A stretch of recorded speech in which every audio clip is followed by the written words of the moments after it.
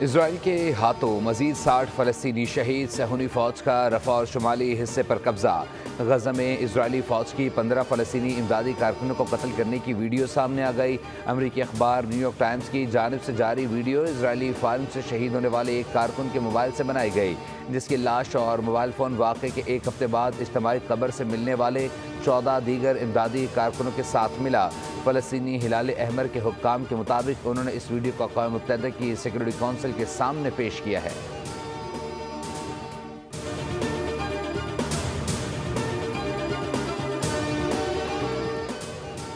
Trump حکومت اور ایلان مسک کے خلاف امریکہ سمیت مختلف ممالک میں احتجاج، پالیسیاں واپس لینے کا مطالبہ۔ امریکہ کی 50 ریاستوں کے ساتھ کینیڈا، برطانیہ، فرانس، جرمنی، پرتگال اور میکسیکو میں 1200 مقامات پر احتجاجی مظاہروں کا انعقاد کیا جا رہا ہے۔ ہینڈز آف نامی احتجاج کے لیے نیو یارک میں بڑی تعداد میں مظاہرین جمع۔ واشنگٹن کے نیشنل مال کے باہر مظاہرے میں 20,000 سے زائد افراد کی شرکت متوقع۔ مظاہرین ٹرمپ اور ایلان مسک کے خلاف نعرے لگانے کے ساتھ امریکہ میں حقیقی جمہوریت کی بحالی اور عوام مخالف پالیسیاں واپس لینے کا مطالبہ کر رہے ہیں۔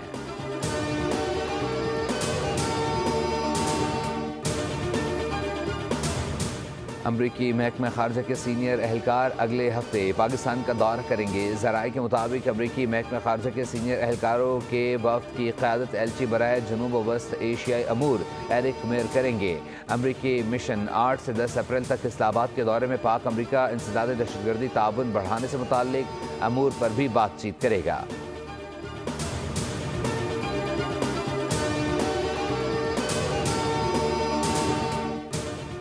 ڈیرہ اسماعیل خان میں پاک فوج کے تعاون سے شران قوم کے مشران و عمائدین کا گرینڈ امن جرگہ۔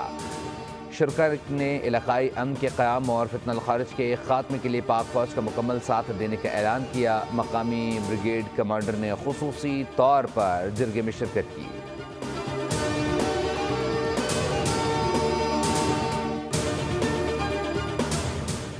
اور سرکاری حج اسکیم کے تحت 90,000 عازمین حج کے لیے سعودی عرب جائیں گے۔ عازمین کو حج ٹریننگ سے قبل ویکسین دی جائے گی۔ حج کے اخراجات 10,50,000 تک ہوں گے۔ مستقبل میں عوام کو مزید ریلیف ملے گا۔ وزیر مذہبی امور سردار محمد یوسف کہتے ہیں حج فلائٹ آپریشن 28 مئی سے شروع ہوں گے۔